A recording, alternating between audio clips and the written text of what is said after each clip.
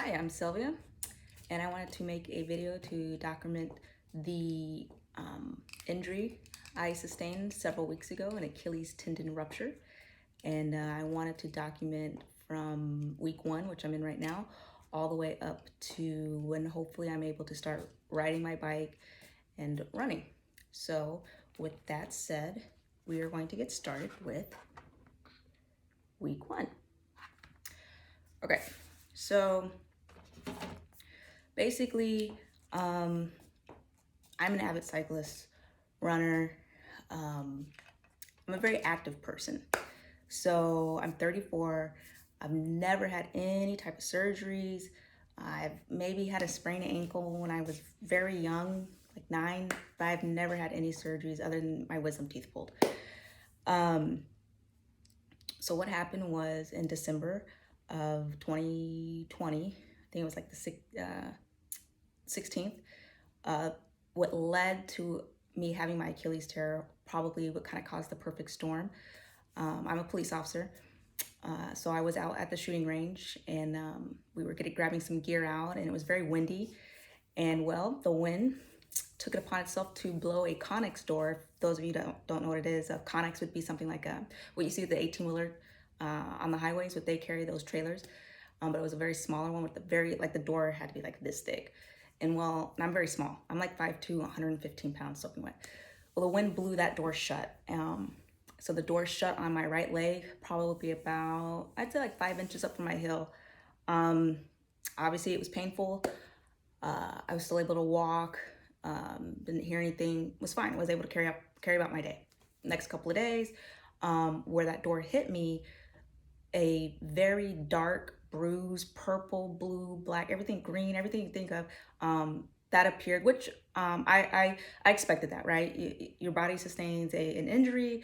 You might not see it right away. Give it a couple days, just like working out, DOMS, late onset muscle soreness. That injury showed itself a couple of days later. Very sore to the touch, very tender. Cool. Still didn't think nothing of it. It happened. I knew what happened. I was gonna get through it. So come Sunday, some of my friends and I, we decided to go play basketball. So normally, cause I grew up playing basketball, grew up playing softball, but I do not play those sports on a daily basis. I try to stay away from impact sports or sports where I can have the ability to hurt myself. So we had to walk a mile to the courts on the beach.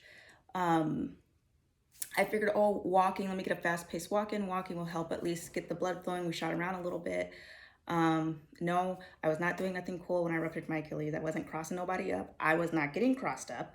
But what happened was we started the game, ball comes off the rim. I go for a rebound as I turn. So I turn, my feet turn, pivot. So as I pivot and then balls of my feet go to push off, which is going to cause all that force right there at the back of your Achilles. I go to push off. As soon as I push off, I immediately drop to the ground. I don't know what happened. I look around, I look at my friend. I'm like, you stepped on me. I know you stepped on me. And they're looking at me like, we didn't even touch you. Like nobody was around. You just fell. It literally felt as though somebody had kicked me so hard right in the back of my Achilles to the, like maybe even like got shot. I don't even know. But it wasn't initially really painful. I was really just shocked because I was like, what happened? I didn't know what happened. So I was more or less just shocked about what happened. I had to be helped up. I limped around, surprisingly. My friend came over, massaged it, and I was like, oh, not too hard, but massaged it. When they massaged it, it was almost like it kind of loosened up, and I was like, oh, okay, cool. Let me just wait for the soreness to go away, and then I'll be back on the court. As I continued to walk around, it got more stiff, and I was like, okay, there's something else wrong. I don't know what this is, but there's something else wrong. That day, I should have went to the urgent care. I did not. I decided to come home, ice it, and for a week I limped around, drove to work, and it wasn't until December 26th of 2020 I went to urgent care because the injury had not progressively gotten better. I was still limping around. So I went to the urgent care. When I went there, I had to wait for an hour. Everybody, with COVID, people were getting COVID tested to go Christmas, New Year's, wanted to get all these negative test results.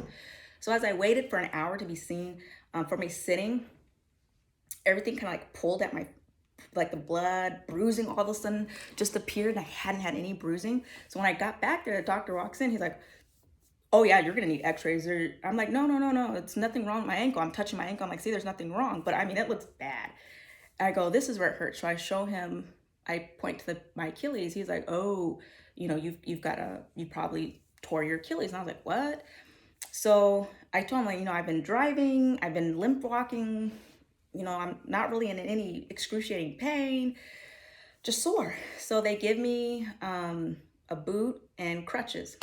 I asked the doctor, is it okay for me to still go to work, drive? He goes, I mean, you've been doing it now, so I mean, I guess.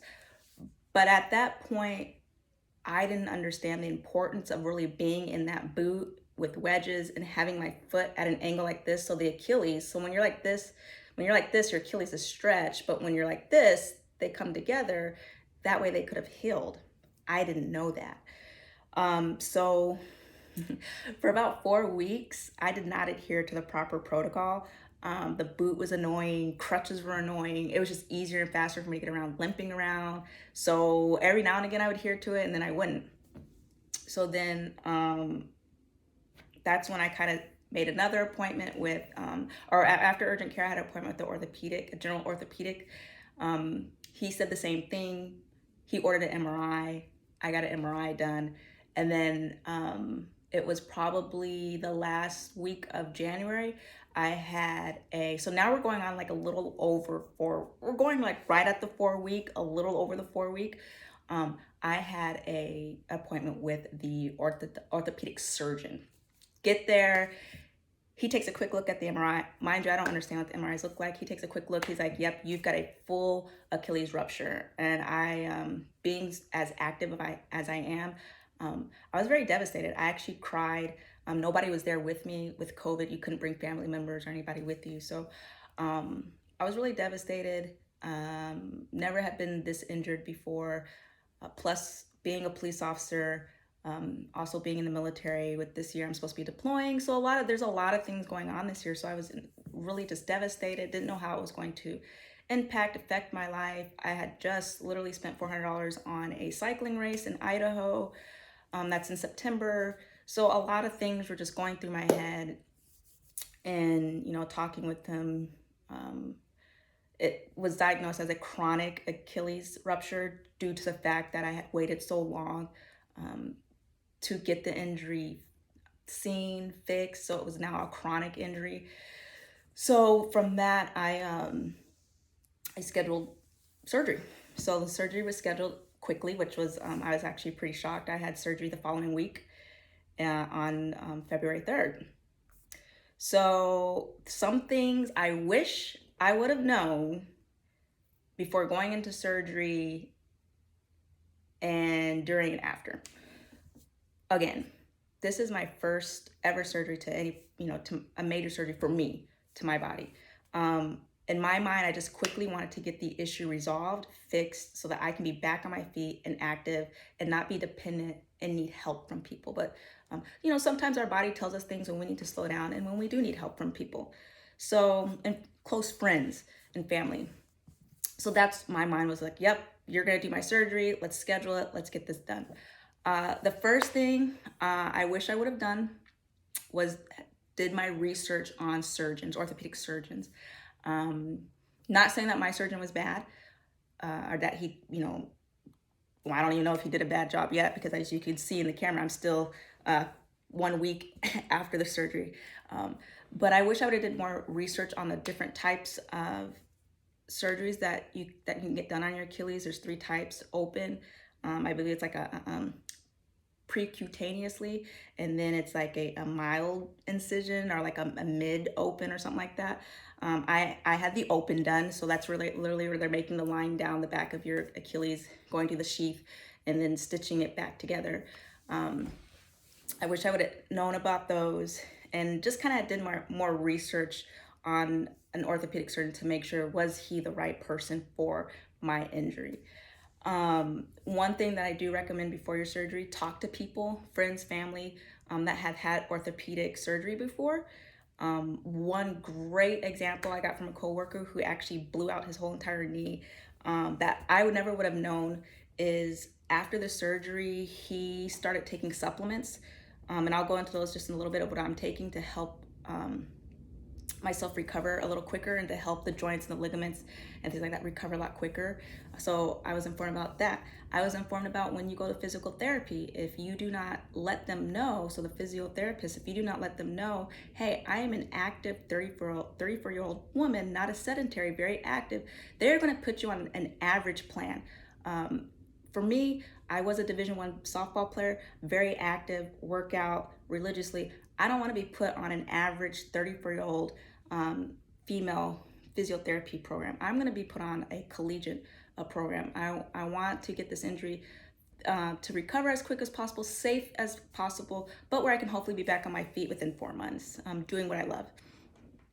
And then again, the big one that I was told is don't go on YouTube and look at people going through their surgeries. I'm glad I didn't do it. Really wanted to, but I was told not to do it. I didn't do it till after the fact. It could possibly more or less scare you, so don't do that. So those are the things before the surgery, things I wish I would have did and things I did do, and I'm glad I did during the surgery. So the day of the surgery, I was very, very nervous, told not to eat after 9, drink anything after 12. My cousin, thankfully that she was here, she took me to my surgery and stayed out in the parking lot. They could not go in. So she stayed out in the parking lot until my surgery was done. So first you're gonna make sure that you have an adult, somebody that you can trust to take you to your surgery, because after you get done, they're gonna need to be with you after the fact to just make sure you're recovering from the anesthesia the best way. You don't have any complications when you get home. So when I got in, everything kind of happened really quickly. Mind you, these doctors, nurses, they do this every day. So for them, this is just a normal day-to-day operation. For me, it's not. It was my first time, very nervous. I actually had a few tears shed because I was just very nervous. I don't like being put under. I just don't like the unknown. Another unknown, you've got people coming to you, hey, I'm a nurse, a surgical nurse that they contract out. So can you sign right here? And I'm like, okay. Then you have the anesthesiologist come talk to you. Hey, so we're going to give you a nerve blocker. What's a nerve blocker? So all these things are, I have to stop. I'm asking questions. You guys, please ask questions. Don't be afraid to ask questions. Don't think you're insulting their intelligence. Ask them. That's what they're there for. I did not know what a nerve blocker was. So I asked him, what is a nerve blocker? And what a nerve blocker is, what he did was, before they do it, they kind of put you under some type of anesthesia. I don't know what it is, but it calms you down, starts making you really sleepy. I actually told them I felt drunk, but it's a very small needle, and you can go on YouTube what a nerve blocker is. I did after the fact. And they clean the area, and then they're gonna use ultrasound to actually rub up on the side of your leg. So they're gonna rub, if this was the outside part of my leg, they're gonna rub to find the nerve, which it's your sciatic nerve that runs along down to your leg. And once they find it, they're gonna stick this small needle all the way in. They don't hit the nerve, because I had to ask, they don't hit the nerve, but what they do is they numb around it, which in turn numbs your leg. And the reason for that is because of the surgery, where they're gonna be working at, they need you to be as still as possible. They don't want any involuntary reflexes done, So that's what was done. That way the surgeon was able to use precise, hand movements, whatever, cutlery, to make sure that he could do what he needed to do. Initially I was like, well, no, because you guys, I don't even know what that is. And yes, I did ask, what's the worst thing that could happen if I get this? And he was like, well, you can, paralysis, you can die.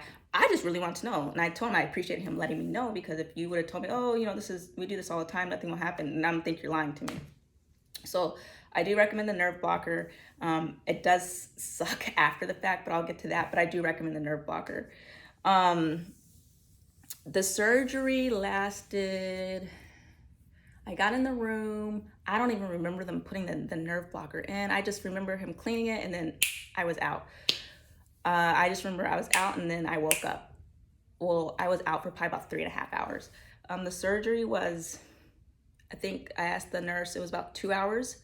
And then it took me about an hour and 15 minutes to come out of the anesthesia that I was given.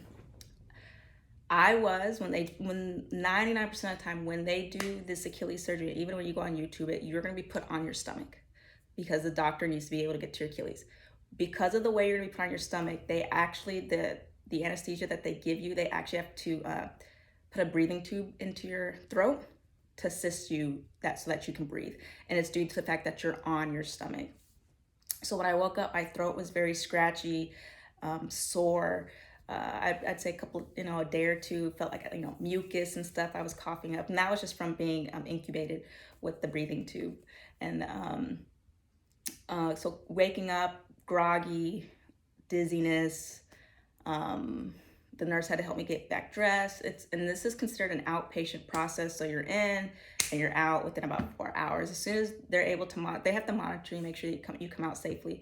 Once I did, they wheeled me out. My cousin was waiting for me. More than likely, you're gonna need to get in the back of the vehicle because I recommend before your surgery that you go on to Amazon.com and you actually order a elevated leg pillow. So it's just like a little pillow that you could put up and you could elevate your leg. So your leg will be elevated because you're gonna need to elevate your leg about 80% of the time for like the next 10 days. So that was pretty much the surgery. It was easy, no complications, thank the Lord. And I went home and I stayed with my cousin for a couple of days. So after the surgery, so I would say I'm now on day number 8 days post-surgery. The first couple of days, anesthesia is still kind of in your system. The anesthesia can actually stay in your system up to a week. So it's going to take a couple of, just depending on how fast your body metabolizes things, depends on how fast you'll get rid of that anesthesia. For a couple of days, I had a little dizziness, a little nausea. They're going to prescribe you like 5 medications. So I'm not a big fan of taking narcotics. So I asked for the most mild narcotic I could possibly have. I got tramadol. And because tramadol can cause constipation, they're going to give you a stool softener. It's like hydrocoaxine or something like that. Aspirin, blood thinner to prevent blood clots. Lower leg injuries have an extreme high increase for blood clots. Then I got something else for nausea and vomiting, and ibuprofen. So those were what I got. I probably took the painkiller for like 2.5 days, and that was done. I didn't need it no more. I don't know if it's because I have a high pain tolerance, but I didn't need it no more. So I was done with that. I'm still taking the aspirin right now just to make sure. And then after the surgery, that was the other thing I forgot to say. After the surgery, they are going to put you in a soft cast splint. Just hold up my big clunker here. This is what it looks like. I got my toes done before the surgery, but this is all hard, but I have really small legs, so it's like super loose still. And my foot's kind of like this. Instead of being like this, it's kind of points down the way they have it. You have to keep it on they say up to 2 weeks before they'll take it off to remove the stitches, but I'm hoping tomorrow to get my stitches removed because this is so annoying. It is like my foot's always asleep because it's hard back here, so the pressure of your heel being on there, like my foot always feels asleep. It's freaking heavy. I hate it. I hate it. I hate it. I so closely wanted to just take it off myself, but I'm trying to adhere to the protocol to the strictest of directions so that I can be healed quicker. So you will have that on. Things to order before your surgery. Like I said, the elevation leg pillow, a showering stool, because you won't be able to stand and take a shower. Obviously, like I can't stand. And you're not gonna stand there with crutches. You're gonna need a stool like this. This is my shower stool that you can sit on. And you put it in the shower, sit on it. Luckily, at my place, I have a removable shower head so I can shower. And then obviously you cannot get the cast or your injury wet because if you do, that could actually cause possibly infections. You're gonna need to get a shower leg cover. Super cheap. I got 2 of them for like $16 and it fits right over the cast. So I take this long bag, I put it over my cast, and I kind of pull it, and it creates a seal right here, so water won't get down there. So that's been nice, because the first couple of days, I just did like a scrub down. I still always felt dirty, but it was better than nothing. So I did a scrub down the first couple of days until my shower leg covers came in. So pre-order all that stuff first, so you have it the day of your surgery, so you're not sitting around waiting for it. So let's get to some of the supplements I'm taking. So the reason why I take these supplements is my coworker, like I said, who blew out his knee, said his physical therapist said due to the supplements that he was taking, this actually sped up his recovery. His recovery time for his knee injury was 14 months, but he actually recovered in 9. So I was like, boom, give me a list of what you were taking. I'm about to go buy them. So the first is zinc. And all this stuff, I just went to like the vitamin shop. You can go to GNC, vitamin shop, whatever. Probably get a lot of this stuff at Walmart, grocery stores. So I got zinc for your immune support, antioxidant support, calcium citrate, plus magnesium and vitamin D. Vitamin D is important because obviously you're not going to be outside. Literally, I've been stuck in the house for the past 8 days. This is going to bone health and, well, healthy teeth. But the big one is the bone health, just to help the bones around there, to help everything heal a lot quicker. Aspirin, again, for the blood thinner. Glucosamine and sulfate. So this is for joints. Again, yes, it's the Achilles tendon repair that I had done, but you got your joint, your heel. So it's all just kind of culminating and helping. And then the last thing, I actually went and looked online and Googled tendon or ligament vitamin or mineral health support. And this is called Dimmac herbs. And this is tendon mending pills. So tendon and ligament healing, injury recovery, damage and tear healing, tendon ligament strengthening. So look, it may or it may not work. The worst thing I can just think of is my body's just gonna extract it through my pee if it doesn't work. So even if it's a placebo effect, and in my mind I think it's working and it works, then we're good to go. So I take, I take 4 of these, 2 in the morning, 2 in the night, 1 of these a day. So calcium citrate, 2 in the morning, 2 at night. Zinc, 1 a day. I take the glucosamine, 1 in the morning, 1 at night. And the Dimmac herbs, 3 in the morning, 3 at night. And they say you get the optimal use. This will work is if you take it for 3+ weeks or until your injury has healed. So I'll be ordering this probably for the next several weeks, months. So I've been taking these religiously. Hopefully they're helping. And yes, like I mentioned, I've been sitting around for the last 8 days.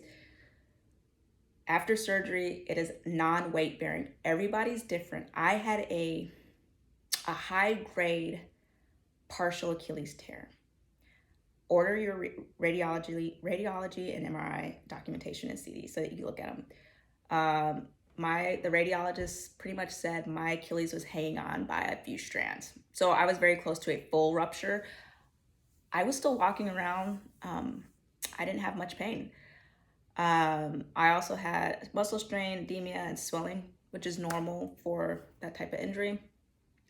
So after the surgery, it's non-weight bearing for like 2 weeks, maybe the next 4. I've been doing a lot of research online. Everybody's different. I'm very active, so I'm hoping that's helping with the healing process. But I'm hoping Friday, which is going to be my first post-op appointment with the orthopedic surgeon, I'm hoping first, Lord, these darn stitches come out because they're getting on my nerves. I hope I can get out of this soft cast and at least go into a boot. That'll be a lot more comfortable. And yes, you cannot take that boot off. I will be sleeping with that boot on, which will be weird, but I will be sleeping with that boot on. And then again, it will still be non-weight bearing, using crutches. And then I'm hoping at the 3rd to 4th week, I'll have my first appointment with the physical therapist. And then pretty much, I mean, right now I'm on the road recovery.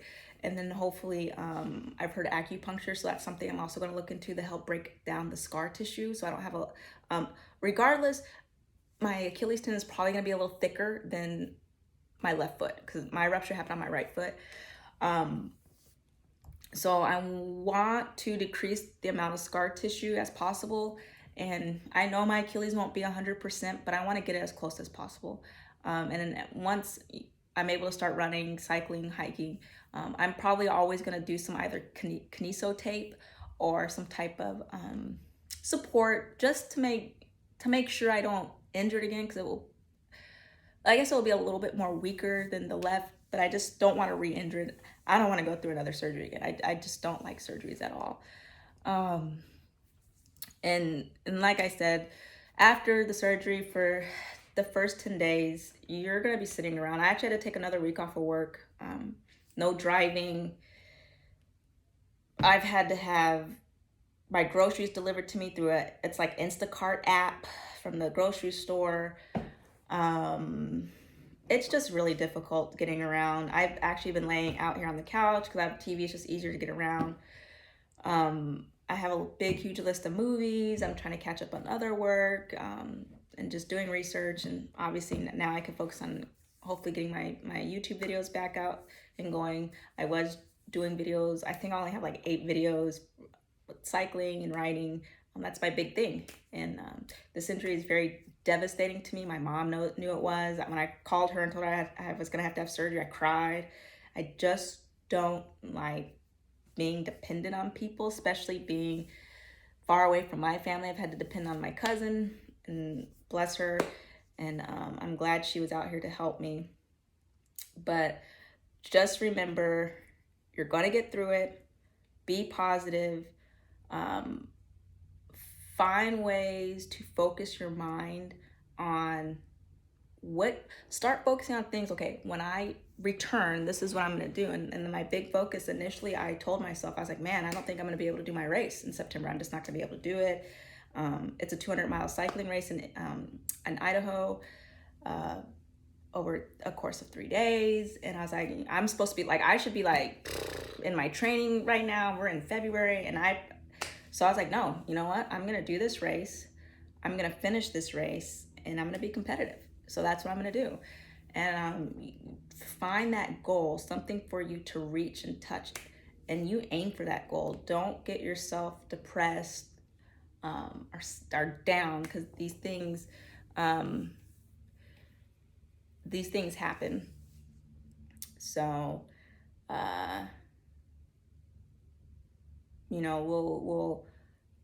you'll get through it. Sorry, somebody texted me and I seen it on my phone, so they just jacked up my whole train of thought. But anyways, so you will get through this. It's rough, especially for people who are very active. You will get through it. And if you have people who can take you out in a car, just take you for a ride, just to get out, do it. It definitely lifts your spirits just to be out. So, that was my week 1. It is coming to a close tomorrow, because my surgery was last Wednesday. So it's coming to a close tomorrow, and I will start week 2 next week. So I will do another video, let you guys see where I'm at. And then if you guys have any questions, put them down in the comments below, and I will try to get your guys' questions answered. And thank you for watching this video, and I will keep you guys posted and updated next week. All right, bye.